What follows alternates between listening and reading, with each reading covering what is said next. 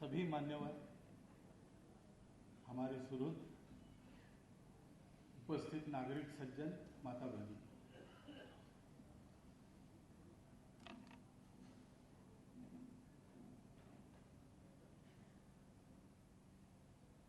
कर्तृत्व संपन्न लोगों के चरित्र लिखे जाते हैं।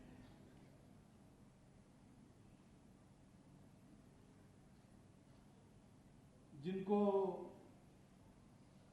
भारी जगत में करिश्माई नेता कहा जाता है, उनके चरित्र लिखे जाते हैं। स्वाभाविक बात है, उससे एक स्फूर्ति मिलती है, प्रेरणा मिलती है, लेकिन उसको ठीक से पढ़ना पड़ता है।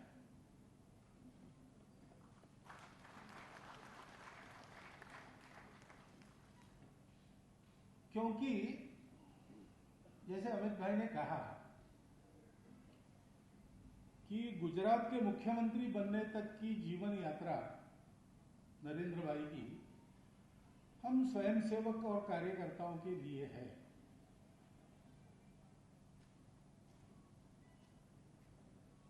उसी स्तर पर वो अगर चलती रहती तो आप नरेंद्र भाई का नाम नहीं जानते, क्योंकि वो हमारे स्वयंसेवक है, हम जानते हैं। उस यात्रा के महत्व को भी हम समझते हैं, लेकिन वो हमारे लिए ही रहता है। दुनिया को इतनी फुर्सत नहीं है कि वो ऐसे लोगों को देखे। वास्तव में उनको देखना चाहिए, लेकिन नहीं देखते।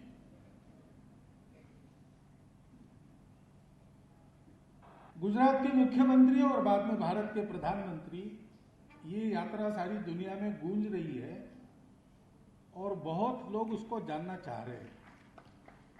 वो यात्रा ऐसी है, जानने लायक है, परंतु थोड़ा विचार करके देखेंगे तो हम ये समझेंगे कि गुजरात की मुख्यमंत्री बनने तक की उनकी जो अप्रसिद्ध यात्रा है, उसी के कारण गुजरात के मुख्यमंत्री और बाद में प्रधानमंत्री की उनकी यात्रा इतनी उज्जवल हो रही है।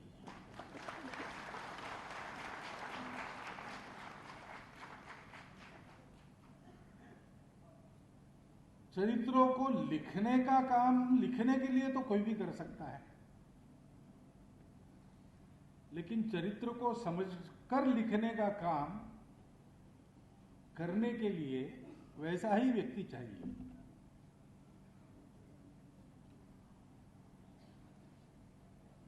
मेरी जानकारी में नरेंद्र भाई का ये कोई पहला जीवन यात्रा का वृत्तांत नहीं लिखा जा रहा है, इसके पहले भी आए हैं छोटे मोटे। लेकिन इसके प्रकाशन में पाठक जी ने सोचा कि मैं इस पुस्तक का लोकार्पण करूं, और मैंने हाँ कही। सामान्यतः मैं नहीं जाता हूं, इसमें मैंने हाँ की।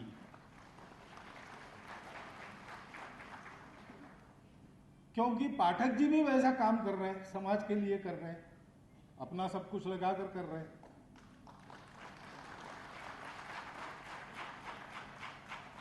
और वो भी अब प्रसिद्ध हो रहा है, तो प्रसिद्धि के प्रकाश में रहकर भी अपने व्रत को निभाते हुए चलना, जैसा नरेंद्र भाई कर रहे हैं। नरेंद्र भाई एक व्यक्ति के नाते, एक स्वयंसेवक के नाते, एक कार्यकर्ता के नाते गुजरात के मुख्यमंत्री बनने के पहले जैसे थे वैसे आज भी है। सारी दुनिया में नाम हो रहा है, लगातार प्रसिद्धि हो रही वगैरह। इसका परिणाम उनके व्यक्तित्व पर, कर्तृत्व पर, नेतृत्व पर नहीं है। ऐसा पाठक जी का भी है, तो उनकी इस यात्रा को वो समझ सकते हैं। और समझने वाला व्यक्ति जब लिखता है, लोग पढ़े इसलिए ये सब बातें लिखनी पड़ती है, लेकिन उसके साथ और भी कुछ लिखा होता है। कदाचित लिखा नहीं होता है, लेकिन बिटवीन द लाइन्स हमको पढ़ना पड़ता है। आज हम इस चरित्र को उस दृष्टिकोण से पढ़े, इसकी आवश्यकता है। नरेंद्र भाई के लिए नहीं, हमारे लिए है। क्योंकि 1500 वर्षों से नीचे जाते जाते अपना देश जहां पहुंचा, वहां से उसको 1000-2000 वर्षों के पहले वो जो था उससे भी ऊंचा बनाना है।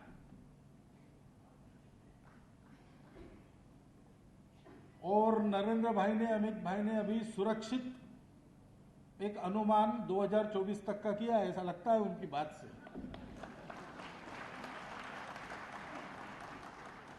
लेकिन ये काम तो और करना पड़ेगा। बहुत सी बातें हैं, सब बातें सरकार नहीं कर सकती। समाज के एक एक व्यक्ति को वैसा तैयार होना पड़ेगा। अस्पृश्यता विरोधी कानून तो बहुत पहले बन गया, लेकिन वास्तव में मन से उस अस्पृश्यता को निकालकर समाज का प्रत्येक व्यक्ति व्यवहार करे, इसके लिए कैसे प्रयास करने पड़ते हैं पाठक जी ने किए हैं। वो सरकारी प्रयास नहीं हो सकते, वो हमको करने पड़ते हैं। हमको अपने जीवन के परिवर्तन से प्रारंभ करना पड़ता है। इस दृष्टि से हम इसको देखें। व्यक्तित्व, कर्तृत्व और नेतृत्व के गुणों के कारण आज हमारा ध्यान नरेंद्र भाई की ओर है, और वो ध्यान देने लायक गुण है ही। यानी उसके लिए मुझे और वर्णन करने की आवश्यकता नहीं। अमित भाई ने थोड़ा बहुत वर्णन किया है और आप सब लोग देख रहे हो। आपकी परख में से ही उसको यह मान्यता मिली है, उस व्यक्तित्व को, उस कर्तृत्व को, उस नेतृत्व को। लेकिन हमको थोड़ा और अंदर जाके इस चरित्र को पढ़ना पड़ेगा, नरेंद्र भाई को देखना पड़ेगा। जैसे व्यक्तित्व की बात करते हैं तो एक तो दिखने वाला होता है और एक प्रत्यक्ष होने वाला होता है। दिखने वाला दिखता है, होने वाला देखना पड़ता है, आंख खोलकर जानना पड़ता है। और दिखने वाला और होने वाला, इसमें जितनी एक रूपता है उतना आदमी अधिक व्यक्तित्व संपन्न होता है। क्योंकि ऊपरी बातें जो है, क्षमताएं, कुशलताएं, बोलचाल चलन के तरीके, मैनर्स, एबिलिटीज एंड स्किल्स, ये तो सीखने की बात है, सब लोग सीख सकते हैं। लेकिन वास्तव में उसकी चमक जो आती है वो अंदर की संपदा के कारण आती है, बाहर दिखने वाली संपदा के कारण नहीं आती। वृंदावन के एक संत मिले थे, उन्होंने मुझे पहले कहा था कि भारत के नेतृत्व में जब धर्म आएगा तब देश का कल्याण होगा। और धर्म को उन्होंने डिफाइन किया। उन्होंने कहा धर्म के 4 पैर है। एक है सत्य, दूसरा है करुणा, तीसरा है अंतर्बाह्य स्वच्छता, शुचिता, और इन तीनों को प्राप्त करने के लिए जो बड़ी कठिन तपस्या करनी पड़ती है वो तपस्या चाहिए। अब हम नरेंद्र भाई ने क्या किया, उनका व्यक्तित्व कैसा है, ये देखते समय ध्यान इधर रखें, वो सत्य कैसा है। सत्य कठोर होता है और कटु भी होता है कई बार। सत्य को समाज में जब देना पड़ता है, मन मन में बोना पड़ता है, तो उसको करुणा का पुट चढ़ाए बिना अगर देंगे तो अनर्थ होगा। तथागत ने यही किया, ऐसा मुझे लगता है, और किसी को और कुछ लग सकता है। लेकिन भाई उन्होंने जीवन के सत्य के तरफ संशोधन करो, आत्मा को खोजो, अगर ये नहीं कहा, उन्होंने कहा वो बात की बात है। अभी काहे को उस झंझट में पड़ते हो, तुम्हारा जीवन दुखी है, उसको सुखी करो पहले। उसको सुखी करने के लिए तुम योग्य बनो। आत्मा है नहीं, ईश्वर है नहीं, इस फंदे में तुम्हारा लेना देना क्या है भाई। तुम तो त्रस्त हो, भेदभाव तुम्हारे साथ हो रहा है इसलिए, तुम तो त्रस्त हो तुम्हारे गरीबी के लिए, तुम डर रहे हो बूढ़ा बन जाओगे इसलिए, कभी मरोगे इसलिए। पहले इससे अपने को मुक्त करो, बाकी छोड़ो। ये उन्होंने क्यों कहा, वो सत्य के पक्षधर नहीं थे क्या, वो सत्य के पक्षधर थे, उन्होंने सत्य की प्राप्ति की थी, वो बोधि प्राप्त थी। लेकिन उन्होंने ये जाना कि समाज को दुख मुक्त करना ये पहली आवश्यकता है। सुख प्राप्ति होने के बाद आदमी आगे बढ़ सकता है, पहले तो उसको दुखों से ही सामना करना पड़ता है। यह उनके मन में क्यों आया? क्योंकि वो करुणावतार थे।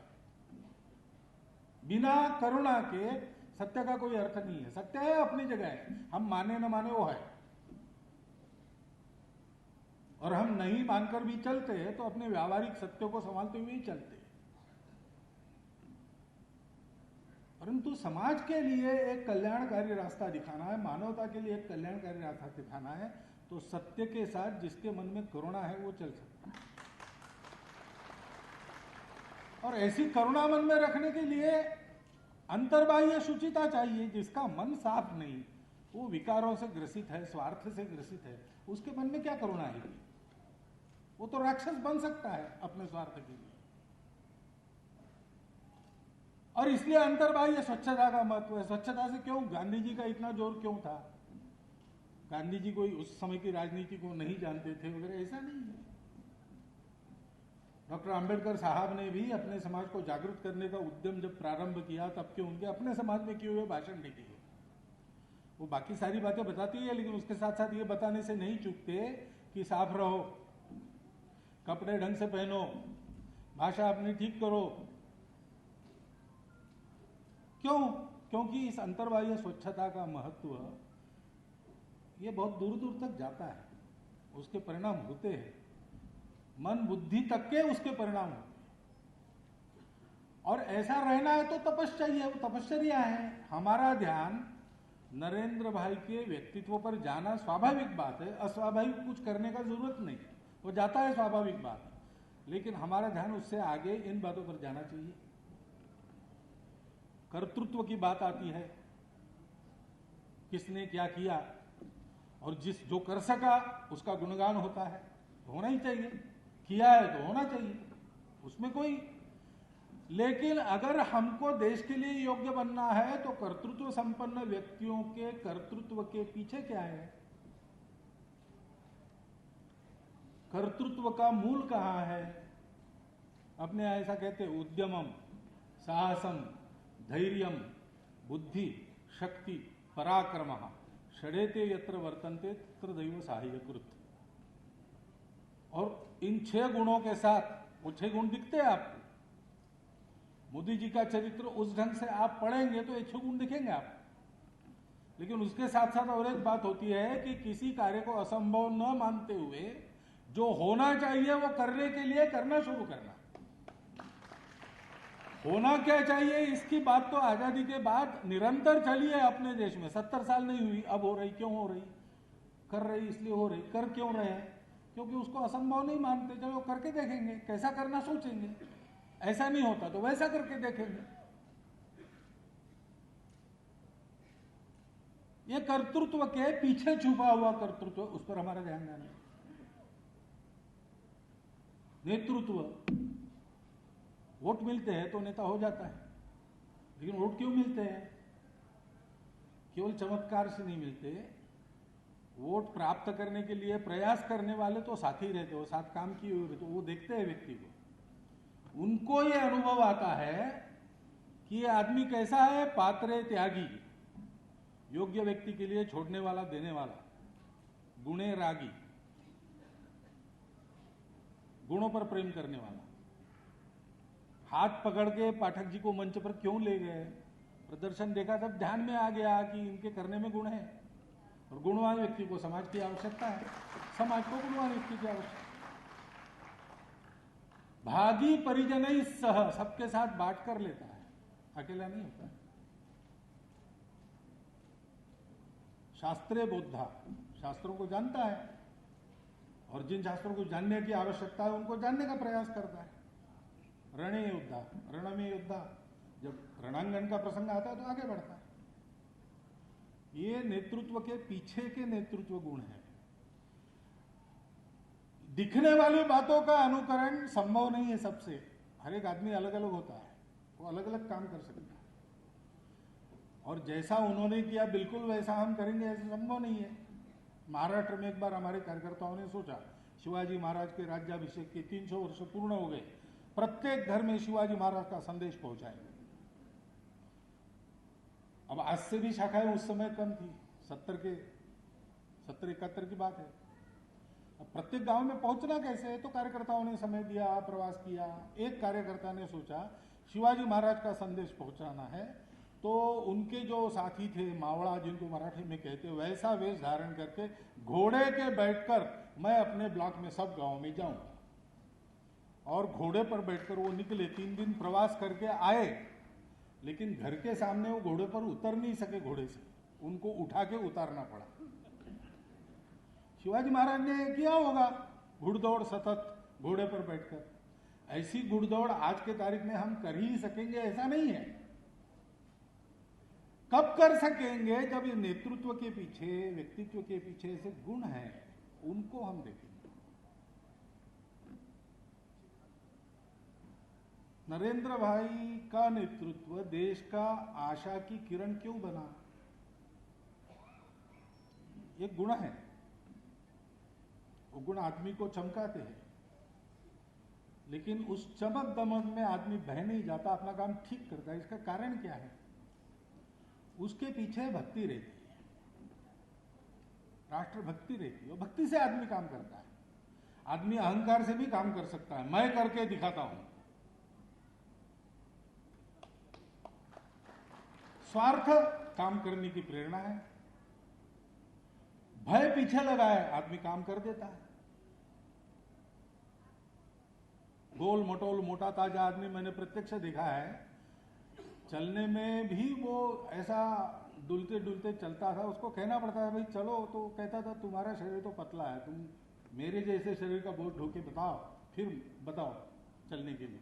लेकिन जा रहे थे एक बार, तो सांप आ गया कहीं से, पैर में से चला गया, तो 3 फुट ऊंचा और 7 फुट लंबा कूद के वो अलग हो गया। तो मैंने पूछा उसको, तुम तो चलने में भी आनाकानी करते हो, ये कैसा कर लेते हो? उन्होंने नहीं करता तो क्या मरता? ये भय रहता है, भय के लिए भी आदमी काम करता है। मजबूरी में भी अच्छा काम करते हैं लोग।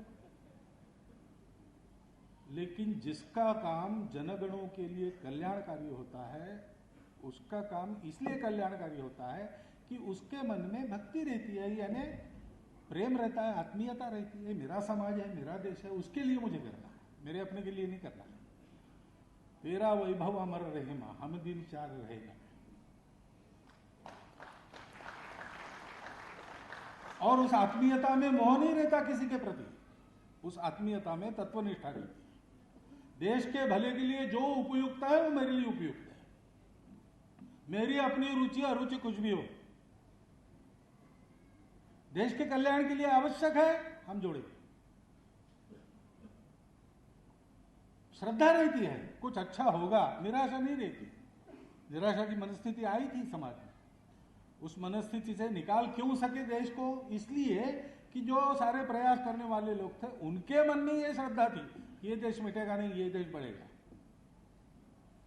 इसका एक चिरंतन जीवन कार्य है। वो जीवन कार्य समय समय पर संपन्न करने के लिए इसको बलवान बनना ही पड़ेगा। इसको मरने की अनुमति नहीं है नियति की।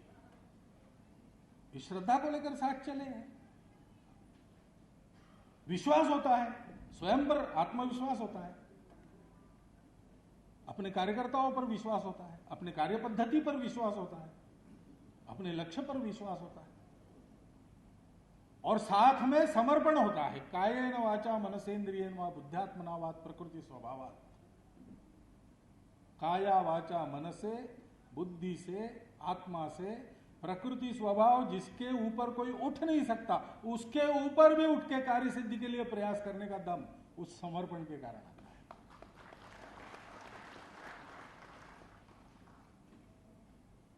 ये भक्ति सीखनी चाहिए, ये भक्ति देखनी चाहिए, कितनी है, कहां है, खोजनी चाहिए, उससे सीखना चाहिए।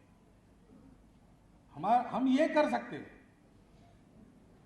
क्या करना पड़ेगा हमको वो उस परिस्थिति पर निर्भर पड़ेगा। आज प्रधानमंत्री बन गए नरेंद्र भाई, इसलिए बहुत कुछ कर पा रहे हैं। कल हो सकता है यह मौका आएगा कि जिसको कुछ करना है उसको प्रधानमंत्री नहीं बनना, ऐसा भी हो सकता है। तब हम क्या करेंगे? तब हम प्रधानमंत्री बनेंगे नहीं बनेंगे बात अलग है, हम उस भक्ति के साथ काम करेंगे। और विवेक के साथ काम करें। विवेक रखना पड़ता है, बिना विवेक के कोई कार्य सफल नहीं होता है। रास्ता चलना है तो रास्ता तो टेढ़ा मेढ़ा हो जाता है। यहां से और नागपुर जाना है, ट्रेन में बैठकर जब जाते हैं, विमान में भी बैठकर जब जाते हैं, आसमान में तो कुछ अवरोध नहीं, फिर भी कहां टर्बुलेंस है क्या है देखकर उस विमान को भी टेढ़ा मेढ़ा, सीधा नहीं जाता, वो टेढ़ा मेढ़ा जाता है। लेकिन टेढ़ा मेढ़ा जाकर भी नागपुर पहुंचता है, क्योंकि एक बार टेढ़ा हो गया तो दूसरी बार टेढ़ा करके लाइन पर लाने का वैमानिक का वाहन है, कौशल्य है। जीवन ऐसा ही है, जीवन में काम करने के लिए सीधा नहीं जा सकता, लेकिन लक्ष्य क्या है, वो नित्य है, वहीं जाना है। अभी तात्कालिक परिस्थिति में इधर जाना पड़ा, कल वहीं जाना है, पहुंचना वही है। ये नित्य है, उसका विवेक, नित्य अनित्य विवेक, सारा सार विवेक। कई बार माध्यमों में डिबेट में आप देखते हैं कि जो शीर्षक मुख्य मुद्दा रहता है डिबेट का वो छूट जाता है, दूसरी बातों पर चलता है। खूब चिल्ला चिल्ला के बोलते, अरे भाई डिबेट का मुद्दा क्या है, नहीं वो तो छूट गया। सार रखना, असार को छोड़ देना। रामकृष्ण परमहंस के पास एक गए साधु, उन्होंने कहा 12 साल हिमालय में एक पैर पर खड़े होकर तपस्या की और ऐसे बन गए वैसे बन गए। क्या कर सकते, पानी पर चल सकते, गंगा पर चल के दिखाया उन्होंने। रामकृष्ण हंसने लगे, पूछा उसने कि क्या बात है भाई, हंस क्यों रहे हो? तो बोले भाई हम रोज 2 पैसा देकर गंगा के पार जाते हैं और वापस आते हैं, उसके लिए 12 साल तुमने गवाए हिमालय में जिंदगी। तपश्चर्या सत्य को पाने के लिए होती हो, तुम सिद्धि पाके बैठ गए। ये सारा सार विवेक पाएंगे। और मन वचन कर्म का विवेक चाहिए। विवेकहीन कर्म, विवेकहीन सोच, विवेकहीन वाणी अनर्थ करती है। अनर्थ करने का उद्देश्य न होकर भी वो हो जाता है। ये सारी बातें उस व्यक्तित्व, कर्तृत्व, नेतृत्व के पीछे कहां कहां है, कैसी कैसी है, उसको अगर हम पढ़ेंगे उस पुस्तक में, तो नरेंद्र भाई कर रहे बहुत अच्छी बात है। अपने समाज की एक बुरी आदत है, उनको एक ठेकेदार की आवश्यकता लगती है हमेशा, और अभी उनको एक ठेकेदार, अच्छा समर्थ ठेकेदार मिल गया है समाज के कल्याण का। खतरा यह है कि ठेकेदार के सर सब मर देंगे हम लोग और हम लोग सो जाएंगे। ऐसा नहीं होना चाहिए। चरित्र लेखन का ये उद्देश्य नहीं रहता। चरित्र लेखन का ये उद्देश्य रहता है कि मराठी में हम ऐसा कहते थे बचपन में, प्राइमरी स्कूल में ये पढ़ाते थे, थोर महात्मे होऊनी गेले, थोर महात्मा हो गए, चरित्र त्यांचे पहा जरा, उनके जैसा चरित्र देखो, उनका चरित्र पढ़ो, आपण त्यांच्या समान व्हावे, हम भी उनके समान बने, हाथ सापड़े बोध करा, यही अच्छा बोध मिलता है। लेकिन उनके जैसा है, यानी नरेंद्र भाई की दाढ़ी है, मेरी भी दाढ़ी होगी, वो जैसे कपड़े पहनते वैसे कपड़े पहनूंगा, वो जैसा बोलते वैसा, ये नहीं है।